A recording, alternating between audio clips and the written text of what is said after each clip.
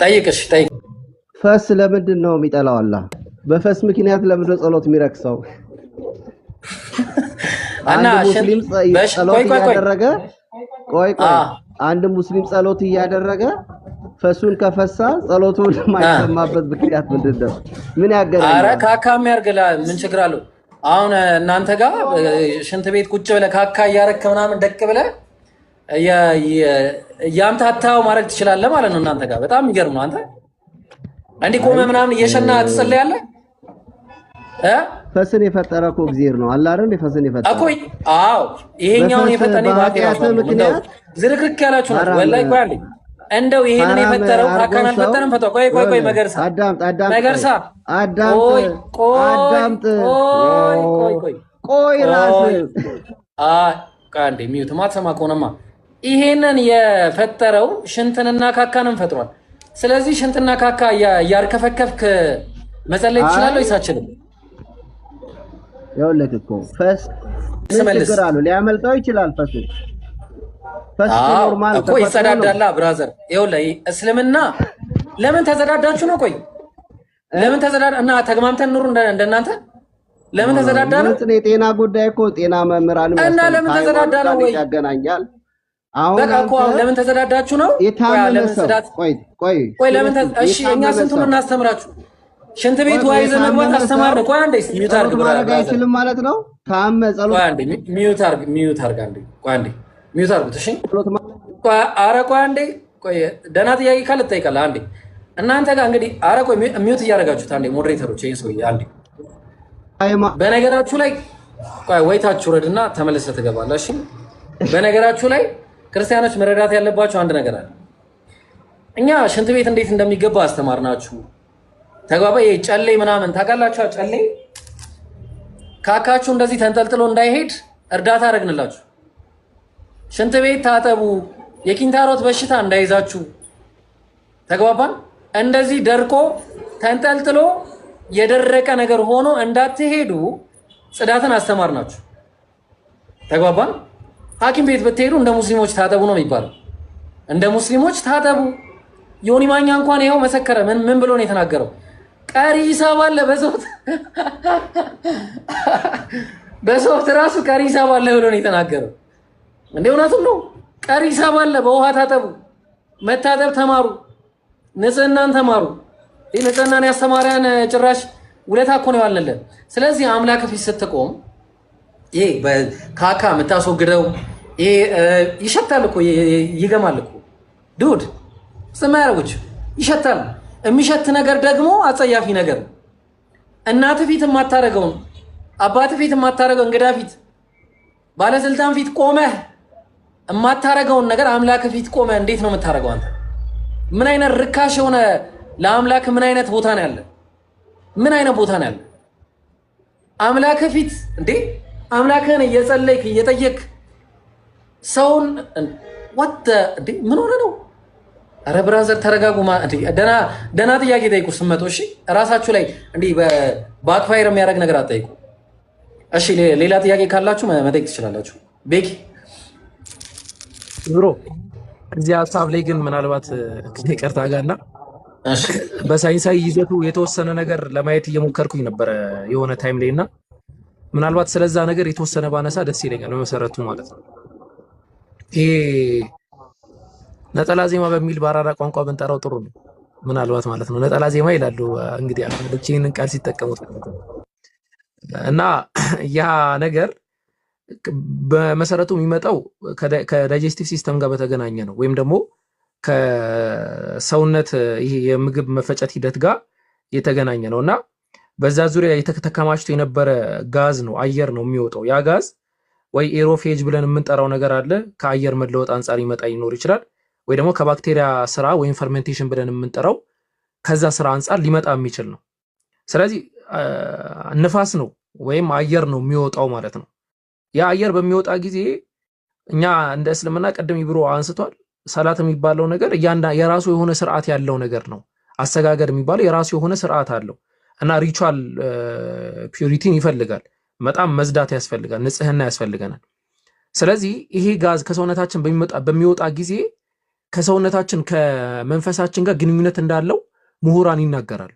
ከመንፈስ ጋር ግንኙነት አለው ብለው ይናገራሉ። ለዛም ነው ብዙ ሰዎች በዴቪሎች ወይም ደግሞ ጂን ብለን በመንጠራቸው አካላት የሚጠቁት በአብዛኛው በሁለት አይነት መንገድ ነው።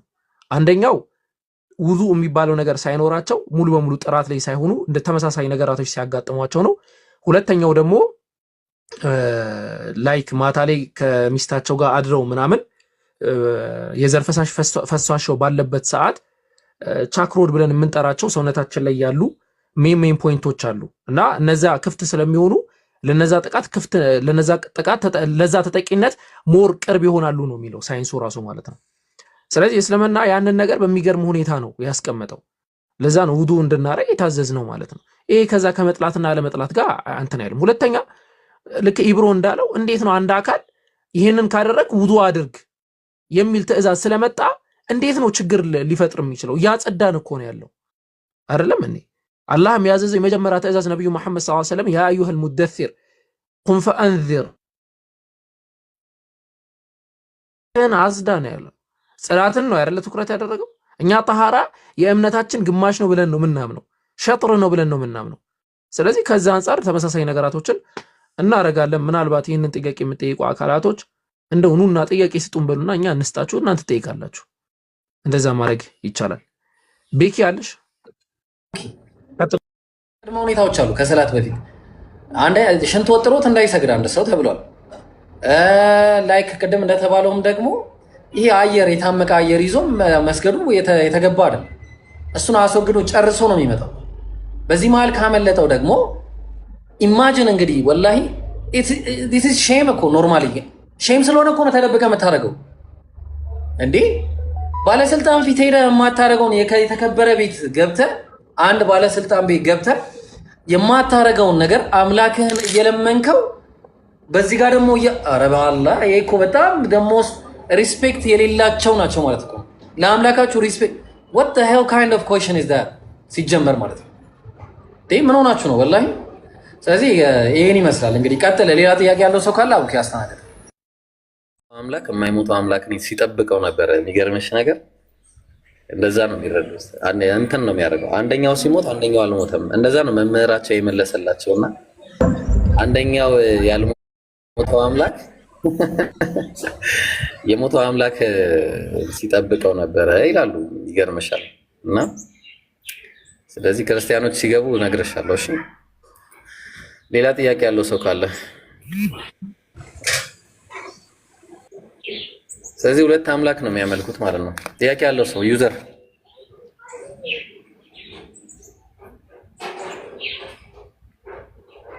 አለ?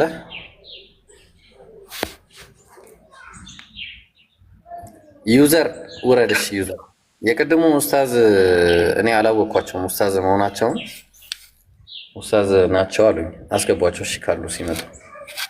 እስማኤል ኢብሮ እሺ።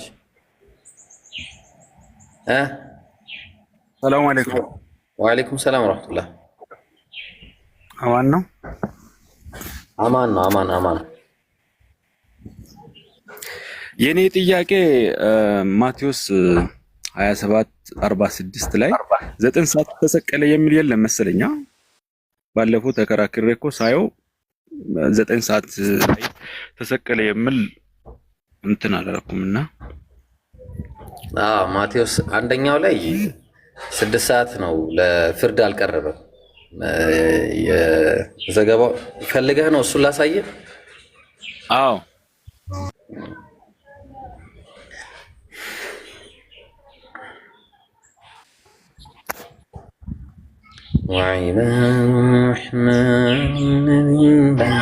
ባይብል ላይ ነው ኢየሱስ አልሰቀለም። ሲጀመር እናንተ ሰዎች ከታች ስሙ ተሰቀለ ተሰቅሏል የሚል ካለ አንድ መምጣት ይችላል። ኢየሱስ ተሰቅሏል የሚል ቋንዴ ናቲ። እሺ እንደውም ከሱ ጋር ሳወራኝ። እሺ ናቲ ተሰቅሏል? ኢየሱስ ተሰቅሏል? አዎ ያው ተሰቅሏል ብዬ ነው የማስበው። መታሰበው ነው እንጂ አልተሰቀለም አይደል? እንደ ባይብል ከሄድንማ ተሰቅሏል ነው እንጂ። አሁን በእናንተ 12ቱ ደቀ መዛሙርቶች አሉ ለምሳሌ አይደል? ኧረ አልተሰቀለም እኮ አንድ ጊዜ እንዴ። እሺ ኢየሱስ ከተሰቀለ ማለት ስለ ትንሣኤው ልጠይቀህ ነው የገባሁት። ለዛ ነው ስለ ትንሣኤው ልጠይቀህ ነው የገባሁት። እሺ ጠይቅ። እሺ እና ምንድነው ልጠይቅ የገባሁት 12ቱ ደቀ መዛሙርቶች አይተነዋል ብሎ ተናግረዋል እና በሰዓቱ በአካል የነበረ ንግግር ነበር። አሁን በእናንተ ደግሞ ካየኸው አላዩትም ነው እና ዮሐንስ አሁን እስከ 80ኛው ክፍለ ዘመን ድረስ በሕይወት ነበር፣ ይጠይቋቸውም ነበር እና እስከ ሞት ድረስ እንዴት ይሄዳሉ እነዚህ ሰዎች ብለህ ታስባለህ? አሁን አንተ አልተነሳም ብለህ ስለምታስብ ማለት ነው። ዮሐንስ በነገር ላይ ማለት ነው አሁን የጻፍ ያልካቸውን ወንጌሎች እንዳለ ማን እንደጻፋቸው አይታወቅም።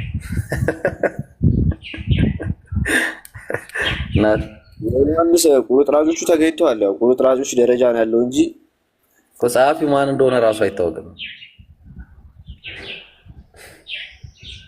እኮ። እሺ አሁን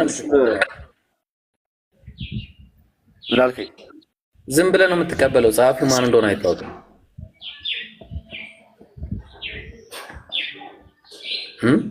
ምን ተሻለ? አይ እንዴት እስከ ሞት ድረስ ይሄዳሉ? እሺ ብለህ ታስባለሽ? አልሞተም እኮ አልሞተም። እሺ ከሞተ ማለት ነው ጥያቄ ልጠይቅህ ነኝ። ጥያቄ ልጠይቅህ። ኢየሱስ ክርስቶስ ለመሞቱ ዋና ተዋናይ ማን ነው? እንግዲህ ሞቷል የምትል ከሆነ ሰይጣን ነው እና ሰይጣን ነው ውለታ ያዋለለው። ሰይጣን መጽሐፍ እንደሚያውቅ ታውቃለህ? ትንቢት እንደሚያውቅ ትንቢትማ አያውቅም ሰይጣን አያውቅም። እሺ ማቴዎስ ወንጌል ምዕራፍ 4 ቁጥር 5 ላይ ከዚህ በኋላ ዲያብሎስ ወደ ቅድስት ከተማ ወሰደውና እሱንም በመቅደስ ጫፍ ላይ አቁሞ መላእክቱን ስላንተ ያዝልሃል፣ እግርህንም በድንጋይ ከቶ እንዳትሰናከል በእጃቸው ያነሰዋል ተብሎ ተጽፏልና አለው ዲያብሎስ። መዝሙረ ዳዊት ምዕራፍ 91ን ጠቅሶ ትንቢት ሰደ እንደዛ ነው። በፊቱን አያውቅም እንጂ እሱን አይደለም ያልኩት እኮ። ይኸው ትንቢት እኮ ነው። ስለ ትንቢት እኮ ነው የሚያወራው። እስቲ ሚዩት አድርግ ጂ። ምን ሆነ ነው ተንቀጠቀስክ? እሺ ይኸው ትንቢት ነው። ከዛ ኢየሱስ ምን አለው? ኢየሱስም ጌታ አምላክን አትፈታተነው ተብሎ ደግሞ ተጽፏልና አለው። አሁን እንትና ሰይጣን ያውቃል እንግዲህ ልብ አድርግ። ኢየሱስ ክርስቶስ ደግሞ ሌላ ቦታ ላይ ሉቃስ ወንጌል ምዕራፍ 24 ቁጥር 44 ላይ ሲናገር ምን አለ? መጽሐፍት በነቢያት አለ በነቢያት በመዝሙራት እንዲሁም ደግሞ በሙሴ ሕግ ስለኔ ኢየሱስ ከሞት ይነሳ በሶስተኛውም ቀን ከክርስቶስ አንዴ ላውጣላ በቃሌ ከማረገው ሉቃስ ወንጌል ምዕራፍ 24 ቁጥር 44 ላይ እንዲህ ይላል። ተመልከት በደንብ። እሱም ከእናንተ ጋር ሳለሁ በሙሴ ሕግና በነቢያት በመዝሙራትም ስለኔ የተጻፈ ሁሉ ይፈጸም ዘንድ ይገባል ብዬ ነገርኳቸው ነው አላቸው። ስለዚህ በዚያን ጊዜ መጻሕፍትን ያስተውሉ ዘንድ አእምሯቸውን ከፈተላቸው፣ እንዲህም አላቸው ከክርስቶስ መከራ ይቀበላል፣ በሶስተኛውም ቀን ከሙታን ይነሳል፣ በስሙም ንስሐና የኃጢአት ስርየት ከኢየሩሳሌም ጀምሮ በአሕዛብ ሁሉ ይሰበካል ተብሎ እንዲህ ተጽፏልና ተጽፏልና። ሰው ምንድነው የተጻፈው? የት ነው የተጻፈው ብለን ስንል በሙሴ ሕግ በመዝሙራት እንዲሁም ደግሞ በነቢያት መጽሐፍ ላይ ማለት ነው።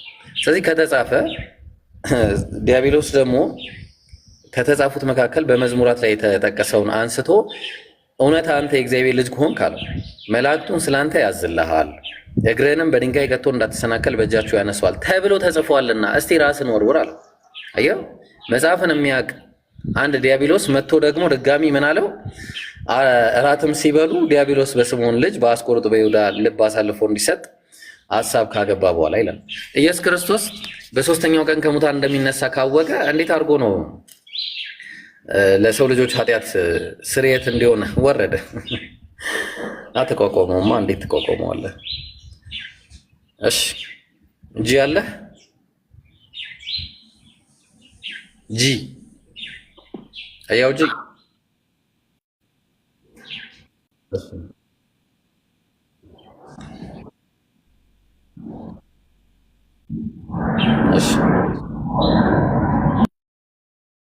ከሽናቸው አሪፍ ነው። ያው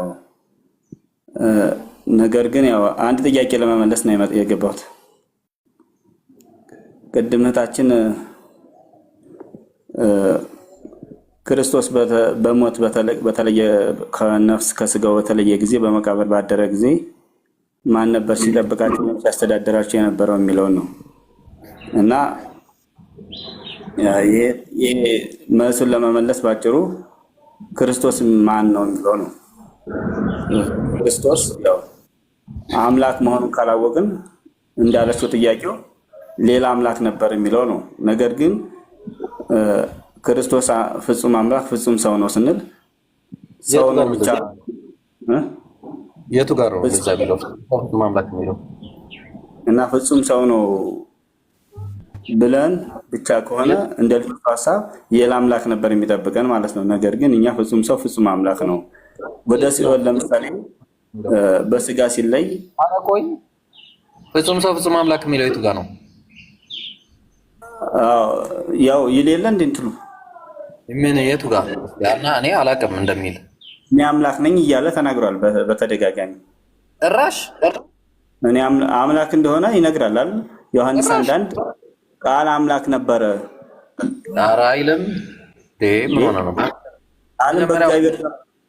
ቃል የሚለው ለምሳሌ ቃል የሚለው አምላክ አይደለ? ትክክል ነው። አምላክ ነው። ምንድነው አምላክ ብለን ስንል ነቢያት የተባሉበት አምላክ ነው። ኢየሱስ ነብይ ስለሆነ አምላክ ተብሏል። እሺ ምንድነው የጎደለ? ነቢያት ሰዎች ናቸው፣ ግን የሱ ነብይነትና አምላክነትና የሌሎቹ አምላክነት እንትን ይለያያል። ሰው መሆን እሱ አምላክነቱን ይዞ ነው። አንድ የሚለይ ነገር ስለሆነ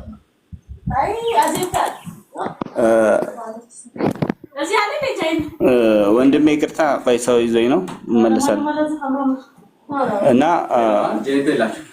ዮሐንስ 20:28 ላይ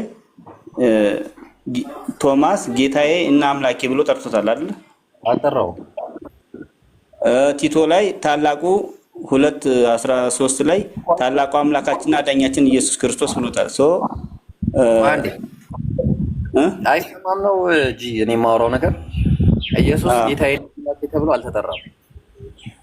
ቶማስ የጠራው ስለ አብ ነው ያወራው። ለምሳሌ ያመንኩን እንጂ ያላመንክ እንዳትሆን ያለው ምኑ ነው? ድገም ለጥያቄው። ያመንክ ሁን እንጂ ያላመንክ አትሁን ብሎታል አይደል? እዛው ጋር ቶማስም ምንድነው የማያምነው? ከሞት መነሳቱን ነው። አዎ። ስለዚህ ከሞት መነሳቱን እንዲያምን እጁን ከተታ አይደለ? ከተት ብሎት ከዛ ደነገጠ አይደለ? ስለዚህ ጌታዬና ደንግጦ ማለት ነው። ኢየሱስን ሳይሆን ያለው ማንን መሰለ ያለው? አምላኩን ነው ያለው። ዮሐንስ ወንጌል እዛው ምዕራፍ 20 ቁጥር 17 ላይ ኢየሱስ ክርስቶስ አምላክ እንዳለው ተናግሯል፣ ነግሯቸዋል። ያንን አምላክ ነው ሲናገር የነበረው። ምን አለ? እኔ ወደ አባቴና ወደ አባታችሁ ወደ አምላኬና ወደ አምላካችሁ አድርጋለሁ ብለሽ ንገሪያቸው አለ። ተግባባን? ለነ ቶማስ ማለት ነው። መቅደላዊት ማርያምን ልኳት ነበረ። ለነ ቶማስ ምን ብሎ ተነገራቸው? ጌታዬና ጌታ ማነው? አባቴና አባታችሁ አምላኬና አምላካችሁ ተብሎ ኢየሱስ ክርስቶስ አምላክ እንዳለው ነው የሚያውቀው። ያንን አምላክ ነው ሲናገር የነበረው የተነገራቸው። ለዛ ለምሳሌ አሁን የሆነ ነገር በሰጠ ሳታስበው ኦ ማይ ጋድ ልትል ትችላለህ። ጌታ እኔን ነው እያልክ ያለው አይደለም፣ አምላክህን ነው እያመሰገንክ ያለው። ኦር ደግሞ እየተደነቅክ ያለው እየደነገጥክ ያለው አምላክህን ስም ጠርተህ ነው። ኢየሱስን ጠራው የሚል ነገር የለም። እሺ ያ የዮሐንስ እሱ ነው ይኸውልህ፣ የኔ አረዳድን ተረዳኝና አንተ እንደፈለክ ኢንተርፕሬት ማድረግ ትችላለህ። እኛ ግን የምንረዳው ነው የኛ። አሁን ለምሳሌ በእናንተ በእስላሚክ በደንብ የእኛን ግን ክሊር አድርጌ ለመናገር የምፈልገው አኮርዲንግ ቱ አወር ዶክትሪን ኢየሱስ ክርስቶስ መጀመሪያም አምላክ ነበረ። ግን ስጋን ሲዋሃድ ለምሳሌ ሲዋሃድ አልነበረም በፊት አምላክ አይደለ? መቼ ነው አምላክ የነበረው? የታለሰ አምላክ ኢየሱስ ክርስቶስ የሚለው ቃል በፊት ኢየሱስ ክርስቶስ ብለን መጥራት አንችልም፣ ስጋን ከመዋሃድ በፊት። እሺ የቱ ጋር ነው? እሺ ኢየሱስ ክርስቶስ ያልነበረው የቱ ጋር ነው አምላክ የሆነው? እስቲ ያሳይኝ። የባህሪ አምላክ ኢየሱስ ክርስቶስ ወልድ ብቻ ነበር። አብ ወልድ መንፈስ ቅዱስ በአንድነት አንድ እግዚአብሔር ይባላል። ለምታወራው የቱ ጋር እንዴ? ዮሐንስ የሚለን ነው እየነገርኩህ ያለው። ግን ሳይዋሃድ ቃልም ሥጋ ሆነ ይላል 1:14 ላይ ዮሐንስ። መጀመሪያ የነበረው እቅድ አምላክ ይሆናል ተብሎ የተነገረለት ምን ሆነ? ያ ስጋ ሆነ፣ እውነት ሆነ ማለት ነው። ትክክለኛ ነብይ ሆነ ማለት ነው። አለቀ። እንደዛ ነው የሚናገረው መጽሐፉ። አይ በእኛ ዶክትሪን ደግሞ እናንተ እንደዛ ነው የምትረዱ። በእኛ ዶክትሪን ደግሞ ማስረጃ ነው። ይሄ ዶክትሪን ጉዳይ እኮ ዶክትሪንማ ስንት ነገር እኮ አለ እንዴ! ምን ሆነ ነው? መጽሐፍ ቅዱስ ላይ እኮ ይላል እኔ አልፋና ኦሜጋ ነኝ አይልም። አብ ነው የሚለው። አልፋና ኦሜጋ እኔ ነኝ ይላል ሲል አብ ነው። ስለ አብ ነው የሚያወራው። አብ ማለት እኮ ወልድ ምንድን ነው? ቃሉ ነው አይደለ? ልቡ ደግሞ አብ ነው። እስትንፋሱ መንፈስ ቅዱስ ነው። ያው ማለት እኮ ነው። ለየተፋትላቸው ነው ማስረጃ። ዝም ብለህ ለምታወራው ነገር ማምጣት አለብህ። አብ ወልድ ኢየሱስ ክርስቶስ ቃሉ ነው የሚል ነገር አምጣ። ኢየሱስ ክርስቶስ የእግዚአብሔር ቃል አይደለም። በእኛ ዶክትሪን እንደዛ ነው የምንረዳው። እኛ ካልን እኛ የምናስተዳድረው እኮ እኛ ነን አለ የቤተክርስቲያኑ ስርዓት የኛ አይደለም። ወንድም ማስረጃ ነው፣ ዶክትሪን አይደለም። ማስረጃ ሪዲንግ ላይ እንደዛ ነው የምንማረው። በቃ ለምሳሌ ቃል ማን ነው? ማስረጃ የሌለው አስተማሪዎች ሸወዷችሁ። ይገርማል፣ ሸወዷችሁ። አረ ምንም አይሸወዱንም። የኛ አስተምሮ ይሄ ነው። ይሄን ይዛችሁ ደግሞ የበለጠ ማወቅም ትችላላችሁ፣ መመራመርም ትችላላችሁ። ነገር ግን እኔ አሁን በማለት እኔ ጋር ይኸውልህ ማስረጃ ከሌለ ማውራት አይቻልም። ማስረጃ ብቻ ያስታኝ መጀመሪያ የህይወትን እስትንፋስ ለምሳሌ የዘላለም ለምሳሌ አብ አባት እንደሆነ ይናገራል። አባቴ እያለ ነው የሚያወራው። አባቴና አባታችሁ ነው የሚለው። አባቴ ብቻ አይደለም። ለኛ አባታችን ሊሆን አይችልም። የኛ በጸጋ ነው። የሱ ግን የባህሪ አምላክነት ነው አይደለ? ለሱ ነው። የቱ ጋር ነው የባህሪ የሚለው? ሲስተኝ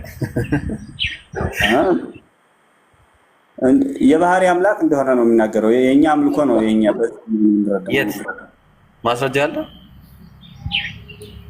ያው እያንዳንዱን ቃል እኮ የግድ ከአንድ አንግል ሳይሆን መናገር ያለብን ከየመጽሐፍ ቅዱስ ዲቴል ምን እንደሚል ኮሄረንሱን ጠብቀን ነው እንጂ በአንድ ለምሳሌ እኔን አብ ትክክል። ኢየሱስና አብ አንድ መሆናቸው በምንድን ነው? በአምላክነታቸው በፈጣሪነታቸው በመኖራቸው ዓለምን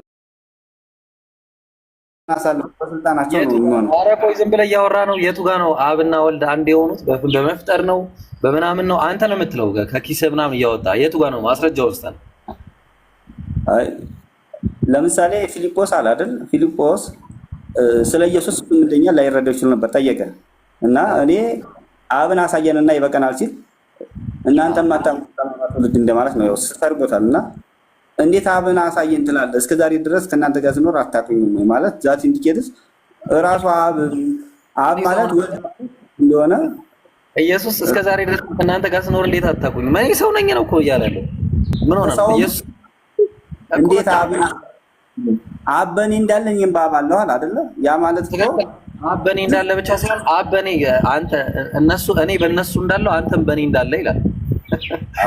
አዎ ስለዚህ እዚህ ጋር ኮንክሉድ የምናደርገው እንደዛ ነው የኛ አንደርስታንዲንግ። እናንተ ናችሁ። እስቲ ቆይ አንተ አንድ ጊዜ ያዘልኝ ክርስቲያን ይሄንን ነገር በቃ ኢየሱስ አምላክ መሆኑን የሚያስረዳን አንድ ክርስቲያን አለ? እስቲ ከቁጥር አሳዩ። እዚህ ጋር አብዱ ቆይ ተርታሽ አውርደውና አንተ በቃ አንተ ሚውት አድርገህ ተቀመጥ። ምንም ያለ ማስረጃ ነው የምታወራው። አደከምከን። እሺ ሌላ መንጌ ኢየሱስ ክርስቶስ አምላክ መሆኑን አቤት ኢየሱስ ክርስቶስ አምላክ መሆኑን በማስረጃ ነው። ክርስቶስ አምላክ አይደለም ብሎ የሚከራከር ሙስሊም የለም። ልንገር እሺ ኢየሱስ ክርስቶስ አምላክ ነው። ጌታ ኢየሱስ ክርስቶስ የባህሪ አምላክ መሆኑን አሳየ። እሺ ልስጥህ። ዮሐንስ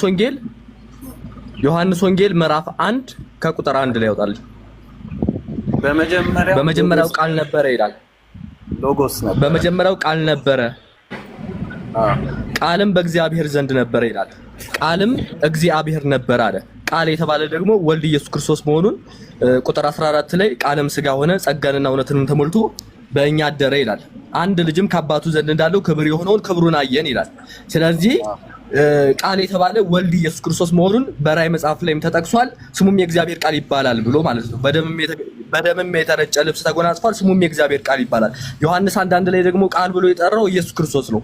ቃል ደግሞ ምንነቱ መሆኑን ነገረን፣ እግዚአብሔር መሆኑን ነገረን ማለት ነው። እሺ ሌላ ማስረጃ ልስጥህ ስለ እግዚአብሔርነቱ። መቼ ገና ነካውና መቼ ነካ ነው ገና ተቸራሱ አለ። በመጀመሪያው ቃል ነበር አለ አይደል? ስለዚህ አሁን ይሄ ቃል ምንድነው የሚለው? እግዚአብሔር ቃል አይደል? በመጀመሪያ የነበረው ተስፋ ነው።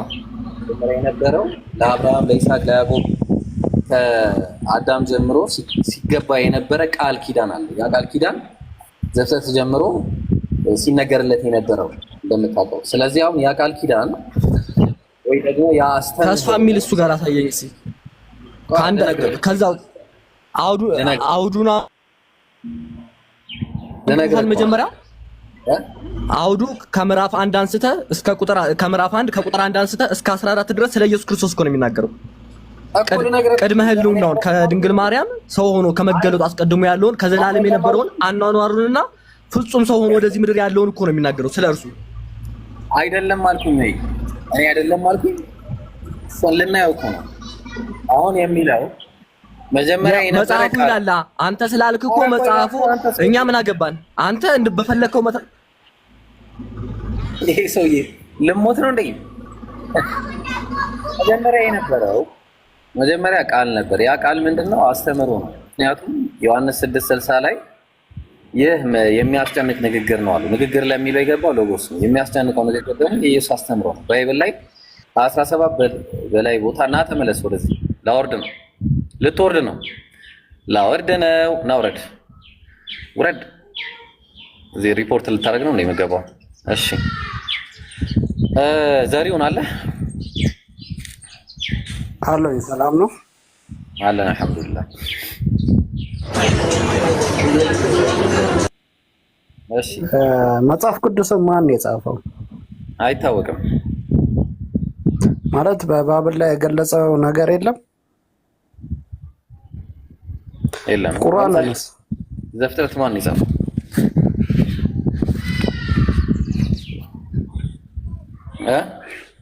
ቁርአን ማን የጻፈው? ቁርአን ጻፊያ ነው ይታወቃል። አሁን ዘፍጥረት ማን የጻፈው አታውቅም? እኔ ጥያቄ ለመጠየቅ ነው እንጂ አውቄ ወይም እንደከራከር አይደለም። እንድታስረዳኝ ብቻ ስለምፈልግ ነው። በቃ እኛ በኋላ እናስረዳለን። እኛ ጋር ስትመጣ አሁን ክርስቶስ አምላክነት ላይ እያወራን ነው። እሺ ወዳጅ። እሺ ሙሴ አለ ወይ ደግሞ ታይገር? ሰላም ይብሩ፣ እንዴት ነህ?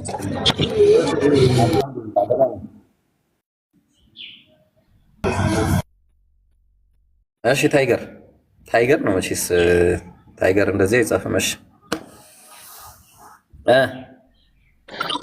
እሺ ሰላም ይብሩ፣ እንዴት ነህ? ደህና ነኝ አልሐምዱሊላህ። አልሐምዱሊላህ። እኔ ወደ ኢስላም ተመልሼ ነውና ደስ የሚል ሁኔታ ላይ ነው ያለው። በጣም ደስ ብሎኛል። አልሐምዱሊላህ አሁን ተረጋግቻለሁ እና እየተከታተልኳችሁ ነው። በዛውም አንዳንድ ትምህርቶችን እየወሰድኩ ስለሆነ ያው ቦታ ምናምን ከጎደለ ዱባ አደርጋለሁ። አታስብ።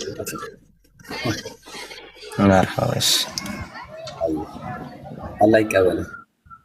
እሺ ክርስቲያኖች ሙሴ አለ ወይ ደግሞ ነፂ? ሙሴ ይቀድማለሽ። ሙሴ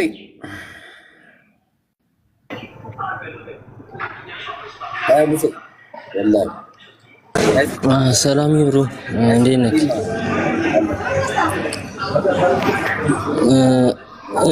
ቪዲዮ የሰራህበት አንድ ቪዲዮ አይቼ ነበርና እሱ ላይ እስኪ ጥያቄ መጠየቅ ይችላል? እነዛ ነበር የገባሁት። ጠይቅ። ኦኬ እንትን በመጽሐፍ ቅዱስ እስላማዊ ኪንግደም እስላማዊ መንግስት ምናምን ብለ የሰራበት ቪዲዮ ነበርና ትንቢተ ዳንኤል ላይ እንዴት ነው አሁን ያንን ቪዲዮ ስትሰራ እስላማዊ እንትን ይደግፈው አንድ አሁን ያንን አሁን ለምሳሌ ጥጃውን ስላመለኩ እንትኖች ማለት ነው እስራኤላውያን ጥጃውን አምልኮ የለ አሁን ያንን ማለት ነው አንስተው ሙስሊም ሙፈስሮችም ምናምን በእስላማዊ አረዳድ ያንን ተቀብለውታል የተቀበሉታሉ ብዙ አይነት እንትንም አለ እና ማለት ነው ይሄንንስ እንደዚሁ እስላማዊ ሊቃውንቶች ምናምን አክሴፕት ያደረጉት ነገር ነው እሱ ትንቢተ ዳንኤል ላይ ያብራራበት ማለት ነው ሐዲስ ላይ ራሱ አለ የሚገርም ነገር ሐዲስ አለ አልቢዳያ ወኒሃያ እዛ ጉዳይ ላይ አስመልክቶ አንተ እሱ ሲገርም ሐዲስ ላይ ራሱ አለ እኔ ቁርአንም ላይ ያለ ነገር ነው ሐዲስ ላይ በእርግጠኝነት ምን ይላል መሰለ ይقال له ዳንኤል የሚሉት ነው እዚህ አካባቢ ላይ ዳንኤል ተብሎ የሚጠራ ነው ተባለ እስኪ መጽሐፉ ይምጣ ተባለ መጽሐፉ መጣ ከዛ በኋላ መጽሐፉ በአረማይክ የተጻፈ ነበረ ከዛ ወደ አረብኛ ተተረጎመ ወደ አረብኛ ሲተረጎም ደግሞ ያገኙት ምንድነው ይሄ መጽሐፍ የሚያወራው ስለናንተ ወደፊት ጉዳይ ነው የሚያወራው ብሎ በዛ ጊዜ የነበረው ኸሊፋ አይ ቲንክ ዑመር ይመስለኛል ረዲየላሁ ዐንሁ የናንተን ጉዳይ አስመልክቶ ነው የሚናገረው ብሎ ያየበት ሁኔታ አለ ማለት ነው የተናገረበት ሁኔታ አለ ስለዚህ ያው እውነትም በዛ ጊዜ ኦቶማን ኤምፓየር ካለቀ ዑመር ካለፉ በኋላ ምናምን በ1453 ላይ ምን ተደረገ ኦቶማን ኤምፓየር የሙስሊሞች ገዢ የነበረው ምን አረገ አሸነፈ ማለት ነው ግልጽ ነው ስለዚህ ያ ነው ቁርአን ላይ ደግሞ አላህ Subhanahu Wa Ta'ala ተናግሯል የነብያችን ሰለላሁ ዐለይሂ ወሰለም መምጣት በባይብል ላይ መጠቀሱ ማለትም ባይብል ላይ ሳይሆን ያው የተበረዘው መጽሐፍ ላይ ራሱ እንዳለ አላህ ነግሮናል ተውራትና ኢንጂል ብሎ ጠቅሶልናል ግን የተበረዘው ላይ እንዳለ ደግሞ አሁን እኛ እናሳያለን ማለት ነው ግልጽ ነው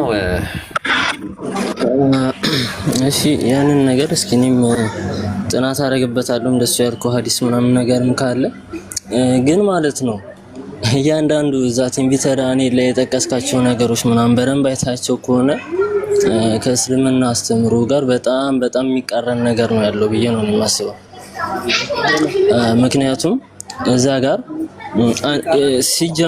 ሲጀመር ያ በእጅ የተቆረጠው ድንጋዩ ምንድነው ብሎ ነው እንትን የሚለው መንግስቱ ላይ ነው አምስተኛ መንግስት አይለው አንደኛ ሁለተኛ ሶስተኛ አራተኛ ብሎ ማለት ነው አምስተኛ መንግስት አላለም ወይም አምስተኛ አላለም ጭራሽ ማለት ነው ይሄንኛው ደግሞ አምስተኛው ደግሞ ምንድነው አምስተኛ ብለ በራስ ነው የጨመርከው ሁለተኛ ደግሞ በቁርአን ላይ የአላህ መንግስት የአላህ ቆይ ልጨርስ አንድ ጊዜ ማለት ነው የአላህ መንግስት ማለት ነው ዘላለማዊ ነው የሚለው በቁርአኑ ማለት ነው እዚህ ጋር ደግሞ ኦቶማን ደግሞ ማለት ነው ዘላለም አይደለም ተበታትኗል እኮ ኦሬዲ ማለት ነው አሁን ላይ የለም ኦቶማን ማለት ነው ቆይ አንድ ጊዜ ልጨርስ እና ደግሞ ማለት ነው የአላህ መንግስት ቆይ ልጨርስ አንድ ጊዜ የአላህ መንግስት ደግሞ ተብሎ ደግሞ የተተረጎመ አብዛኛው ደግሞ በሊቃውንቶቻችሁ ምናምን ነገር ቪዲዮም እንሰራበት እንችላለን ማለት ነው ከቻልኩ ምንድነው የመጨረሻውን የእንትኑ ማለት ነው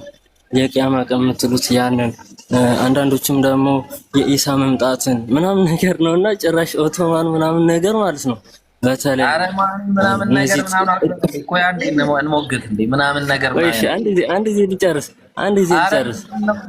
እንዴ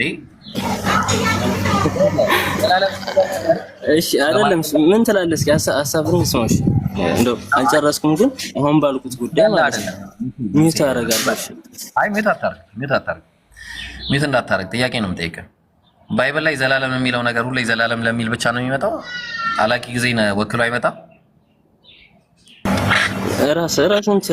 ራስን ስለመልስ አሁን እኔ አልጨረስኩም በነገራችን ላይ ሳልጨርስ ነው በመሃል የገባብኝ ባልኩት ነገራቶች ላይ መልስን ስጥ ችግር የለውም መልስን ስጥና ሰማሃለሁ ችግር የለውም እንትን እላለሁ አስኬዳለሁ እሺ ማትሞግት ከሆነ ሂድና ቪዲዮን ስራ በቃ ምን አገባኝ እኔ የሚሞግተኝ ሰው ነው የምፈልገው የሚሞግት ካለ ስለዚህ ኡስታዞች አሁን ለምሳሌ ጥንታውያን የሚባሉ ኡስታዞች እንግዲህ ያሉት ማለት ነው። አሁን ለምሳሌ የአላህ ፍርድ ወይም የአላህ መንግስት ወይም ደግሞ እስላማዊ መንግስት የአላህ መንግስት ዘላለም የተባለው ማለት ዘላለም የተባለው ምን ብለው ነው የፈቱት?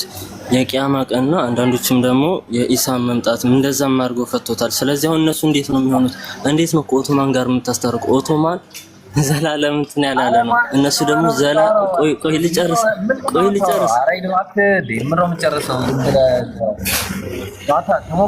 እሺ አይደለም አስታርቅልኝ። አስታርቅ። ራስን ችላ አስታርቅልኝ። እሺ በልታች ቁጭ በል አታድርቀን። የሚሞግተኝ ክርስቲያን ካለ መግባት ይችላል። ኦቶማን ኢምፓየርን አይመለከትም ብላችሁ የምትሉ አንድ ክርስቲያን ካለ መግባት ትችላላችሁ። ዝም ብለህ አስታርቅ ምናምን እንደ አይደለም። ሙግት ሆኖና ይሄ የሙግት ቤት ነው። እሺ መንግስቱ ክርስቶስ አምላክ ነው? አዎ አምላክ ነው። ማስረጃ አስተካክል ማለት አምላክ ነው። ስለዚህ አምላክ አይደለም ብዬ አልሞግትም። ታውቃለህ? የኔ ሙግት 670 ሰዎች ወቁ። እኔ ኢየሱስ ክርስቶስ አምላክ አይደለም ማለት ነው። ኢየሱስ ክርስቶስ የባህሪ አምላክ አይደለም። ኢየሱስ ክርስቶስ እንደ ማንኛውም ነቢያቶች አምላክ ነው። ነቢያቶች አምላክ ተብለዋል ባይብል ላይ። ብዙ አማልክት አሉ። ከነሱ መሃል አንዱ እንጂ የአማልክት አምላክ አይደለም ኢየሱስ። ስለዚህ ኢየሱስ ክርስቶስ እውነት የባህሪ አምላክ ሆኖ ማስረጃ ጥያቄ ነው። አዎ እሺ እንግዲህ እኛ ኦርቶዶክሳውያን የምንመራበት ወይም የምናምነው በመጽሐፍ ቅዱስ ነው። እናንተ ደግሞ የምትመሩት የምታምኑት በቁርአን ነው አይደል? እንግዲህ ከመጽሐፍ ቅዱስ ላይ መረጃ እሰጥሃለሁ ማለት ነው። ሰጠኝ። እሺ በመጀመሪያ የዮሐንስ ወንጌል ላይ በመጀመሪያ ቃል ነበረ፣ ቃልም በእግዚአብሔር ነበረ፣ ቃልም እግዚአብሔር ነበረ ይላል። አንድ እሺ በቃ አንዱ ላይ ነው። አዳምጠኛ አስጨርሰኛ። ኖ እዚህ ጋር እኮ የመልስ ምት ሳይሆን ስጠኝ አልከኝ ላንብብል መጨረሻ ላይ ትነግረኛለህ እንዴ? ኖ መንገር አይደለም። አብራራን ይኸውልህ አንድ ጥቅስ ላይ እንቆማለን። አንዱን ጥቅስ መረጃ ስጠኝ ነው ያልከኝ። መረጃ ስጠኝ እያልኩ ነው እኮ። መረጃ ስጠኝ አልከኝ እንዴ? አብራራና ጥቅሱን አንዱ ዮሐንስ አንዳንድና አብራራና ጥያቄ ትጠይቃለህ። ሙግት ነው። እኔ አልጨረስኩም እንዴ? አልጨረስኩም። ለሁሉም ልንገራቸው አንዴ ለሌላ ጊዜ። እኔ ቤት ስትመጡ ክርስቲያኖች ማለት ነው። ቤቱ የሙግት ቤት ነው፣ የንጽጽር ቤት ነው። ይሄ የሰበካ ቤት አይደለም። ተግባባን? ሙግት የማትችሉ ከሆነ እንዳመጡ በቃ ሙግት ይሄ በቃ ጥቅስን ከጥቅስ እያጣቀሳችሁ መሞገት የማትችሉ ከሆነ አትምጡ ነው። አፋፋችሁን እምላችሁ። መረጃ ስጠኛ እንዴ አልከኝ። አብራራ፣ ችግር የለውም። አብራራና ጥቅሱን ትጠይቃለህ። ቀጥለው። አልጨረስኩማ እንዴ? መረጃ ስጠኛ አልከኝ። መረጃ የተናገርኩ ነው እኮ ኢብራሂም። ለምን አትረጋጋ? በመጀመሪያ ቃል ነበረ፣ ቃልም እግዚአብሔር ነበረ፣ ቃልም ስጋ ሆነ ይላል። እንግዲህ ቃል የተባለው ኢየሱስ ክርስቶስ ብለን እንደምናምነው ቃል ደግሞ ስጋ የሆነው እግዚአብሔር ቃል ነው ማለት ነው። ሁለተኛ ደግሞ ልጨርስና መጨረሻ ትጠይቀኛለህ። ወደ ኤፌሶን ሰዎች 2:10 ላይ እኛ ፍጥረቱ ነን እንመላለስበት ዘንድ እግዚአብሔር አስቀድሞ ያዘጋጀውን መልካሙን ስራ ለማድረግ በኢየሱስ ክርስቶስ ተፈጠርን ይላል። ጨረስክ? አልጨረስኩም።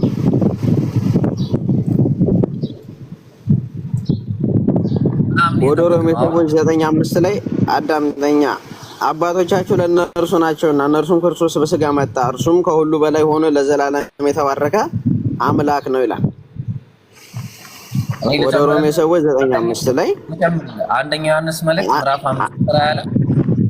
አንድ ይቀረኛል። መረጃ ልጨርስ ኢብራሂም፣ መረጃ ልጨርሳ። ስጠኝ አልከኛ ልጨርስ። እኔ ለምን አልጨርስም? እንዴ ለምን? እኔ አልፈልግ ጠያቂ ነህ አንተ። እሺ ቀጥል። አንተ ለምሳሌ የሆነ ጥያቄ ጠየቁህ አይደል? እንድትመልስልኝ እኮ ዝም ነው የምለው። ካስረዳኝ በኋላ አልገባኝ ካለ ጠይቃለሁ። እንደዛ እንዴ? አይ ቀጥልሽ። አረከም ዮሐንስ ራእይ ምዕራፍ 1 ላይ ስናነብ ከቁጥር 6 ጀምሮ ስናነብ መንግስትም ለአምላኩና ለአባቱ ካህናት እንድንሆን ላደረገ ለእርሱ ከዘላለም እስከ ዘላለም ክብር፣ ምስጋና፣ ኃይል ይሁን አሜን። እነሆ ከደመና ጋር ይመጣል፣ ዓይኑም ሁሉ የወጉትም ያዩታል፣ የምድርም ወገኖች ሁሉ ስለ እርሱ ዋይ ዋይ ይላሉ። አሁን አሜን። ያለውና የነበረው የሚመጣውም አልፋና ኦሜጋ ሁሉን የሚገዛ ጌታ አምላክ አልፋና ኦሜጋ እኔ ነኝ ይላል ይላል። እንግዲህ መረጃ ከፈለክ ያው መረጃ ሰጥቻለሁ። እኛ የምናምነው በመጽሐፍ ቅዱስ ከሆነ ድረስ ከመጽሐፍ ቅዱስ ነው መረጃ ስጠኛልከኝ ሰጠው። በጣም ጥሩ። አንዱም ጥቅስ ኢየሱስን አያመለክትም። የሚገርም አሁን የጠቀስካቸው ጥቅሶች ከዮሐንስ አንዳንድ ውጭ ያሉት እንዳለ ምንም ኢየሱስን የሚያመለክት አሁን እንቀጥልሽ ምን አለ መሰለህ? ዮሐንስ አንዳንድ ላይ እንጀምራለን። ዮሐንስ አንዳንድ ላይ በመጀመሪያው ቃል ነበረ አለ፣ ቃልም እግዚአብሔር ዘንድ ነበረ አለ። መጀመሪያው አዎ። ከዛ መጽሐፍ ቅዱስ አለ እኔ ጋር መጽሐፍ ቅዱስ እኔ ጋር አለ። ላንብብልህ። እኔ አውቀዋለሁ እያነበብኩ ነው እየነገርኩህ ያለሁት ራሴ አይደለም። አይ የራሴን መጽሐፍ ቅዱስ ስለማታምንበት አንተ እኔ ማነብልህ አይሻልም?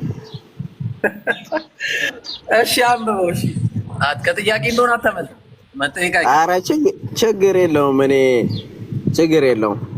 በመጀመሪያ ቃል ነበረ፣ ቃልም በእግዚአብሔር ዘንድ ነበረ፣ ቃልም እግዚአብሔር ነበረ ይላል። በቃ ያዘው።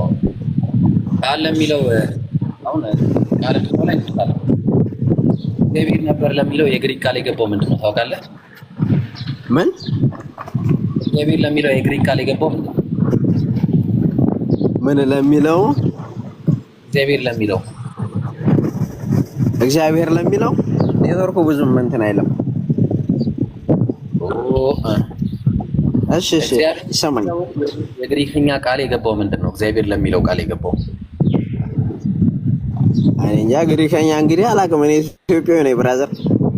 በጣም እዚህ አሁን እኔ እነግርሃለሁ። ቴዎስ ነው የሚለው። ቴዎስ ማለት ደግሞ አምላክ ማለት ነው። አምላክ ዘንድ ነበር። አሁን ምንድነው? ቃልም አምላክ ነበር አለ።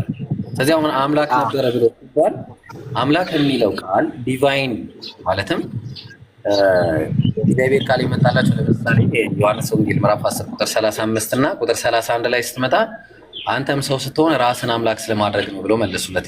ኢየሱስ ክርስቶስ ምን አላቸው?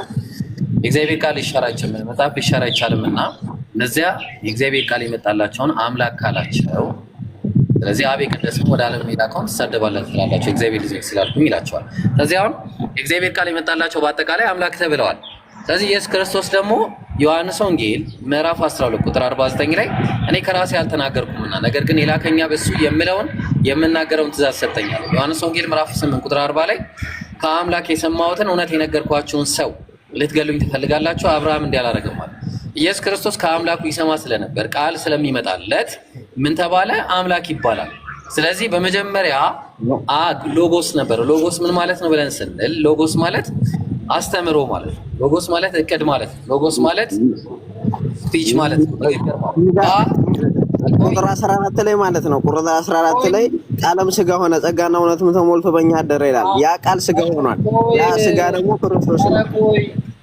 አንቱ ሰው ቃል ስጋ ሆኗል። ምን ሆነ ነው? ቆይ እንጂ እኔ ታናሽ ነኝ። አንቱም አትበለኝ፣ ታናሽ ሆናለሁ። ሽማግሌ ዝም ብለህ ቀጠልካ አትሰማም የሰው ነገር ወይ ጆሮውን እንትን ማለት ነው። እሺ የስማ የኛውን እኮ ስለተውኮ ነው። ቃልም ስጋ ሆነ ይላል። ገና ቁጥር 1 ላይ እኮ ነኝ። እሺ ስለዚህ በመጀመሪያ አስተምሮ ነበር አለ ወይ ደግሞ ማን ነው አስተምሮ ብሎ የተረጎመ? አንድ የቤተክርስቲያን አባት አለ። ዮሐንስ ራሱ ዮሐንስ ዮሐንስ መጽሐፍ ይሄን መጽሐፍ ነው የመጽሐፉ ባለቤት ምን አስተምሮ ነው ብሎ? አዎ እሺ መረጃ አስተኛ አስተምሮ ነው። ይሄ በመጀመሪያ ቃል ነበር የሚለው አስተምሮ ነው የተባለው። ቃልም በእግዚአብሔር ዘንድ ነበረ ቃልም ስጋ ሆነ የሚለው አስተምሮ ነው ብሎ ሲተረጎሙ ነው ታልኝ። አዎ ቃል ለሚለው የገባው ሎጎስ ተግባባን። ቃል የሚለው ሎጎስ አውጣልኝ ነው ካልኩ አሁን አስተምሮ ነበር የሚል አንድ የተረጎመ አባት ካለ ወይንም አራዳም የምን አባት ነው የምታወራው እንዴ? እኔ አባትን ራሱ አስተምራቸዋለሁ አባቶችን። አሁን አንተ እንዴት ያንተ እንትን ቁርአን የሚፈሰረው በእንትን ነው ተፈስሮ ነው እንትን የምትሉኝ? ኧረ አዳምጠን እኛ ጋር ቁርአን ላይ ስትመጣ ቁርአንንና ሐዲስን የማይወክል ነገር ሲሆን ይጣላል። እሺ እንደዚህ ዝም ብሎ ፈሰርኩኝ ብሎ አንድ ሰው ስለተነሳ አይደለም ይጣላል። የአላህ ቃልና የነብዩ ቃል ብቻ ነው የማይጣለው። አሁን በደንብ አዳምጥ። እንዴ ሎጎስ ቁርአን አይፈሰም እንዴ? እሺ ሎጎስ የሚለው ቃሏ ራሷ ሎጎስ ማለት ለብዙ ነገር ሊሆን ይችላል። ተግባባን? ለብዙ ለምሳሌ ለእቅድ ሊሆን ይችላል ለስፒች ለአስተምሮ ሊሆን ይችላል። ሜሴጅ ሊሆን ይችላል። እሺ ማን ነው እንደዚህ ብሎ እንትን ያለው? አንተ አሁን እኮ በራስህ እንትን ነው ያልክ ነው እኮ ኢብራሂም። ቆይ ላውጣልህ በቃ።